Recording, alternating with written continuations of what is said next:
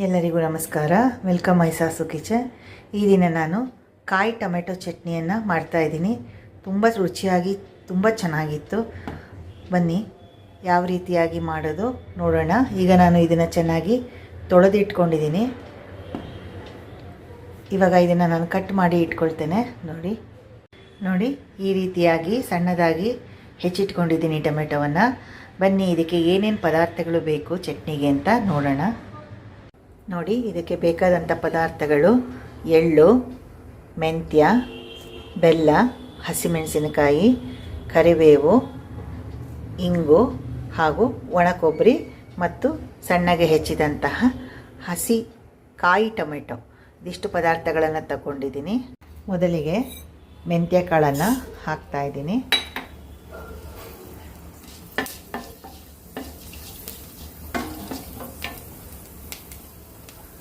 ಈಗ ಸ್ವಲ್ಪ ಎಳ್ಳನ್ನು ಸೇರಿಸ್ತಾ ಇದ್ದೀನಿ.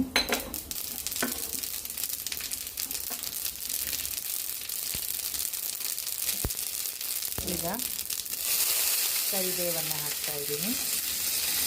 ಹಾಗೆ ಹಸಿಮೆಣಸಿನಕಾಯಿಯನ್ನು ಹಾಕ್ತಾ ಇದ್ದೀನಿ. ಇಂಗನ್ನು ಕೂಡ ಹಾಕ್ತಾ ಇದ್ದೀನಿ.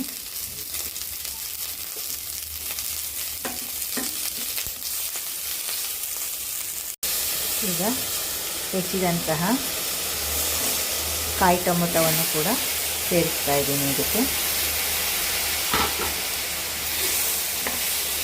ಇದೆಲ್ಲವನ್ನು ಸ್ವಲ್ಪ ಚೆನ್ನಾಗಿ ಬಾಡಿಸ್ಕೊಂಬೋಣ.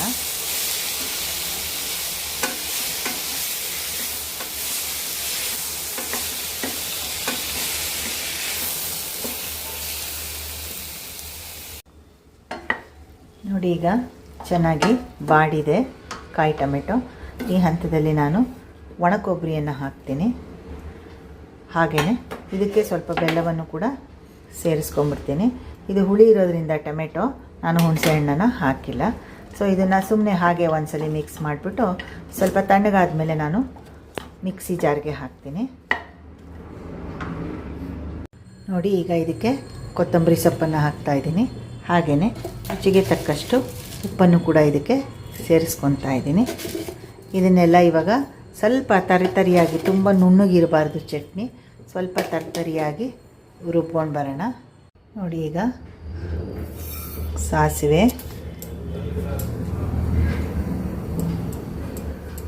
ಇಂಗು ಹಾಗೂ ಕರಿಬೇವಿನ ಒಗ್ಗರಣೆಯನ್ನು ಇದಕ್ಕೆ ಹಾಕ್ತೇನೆ.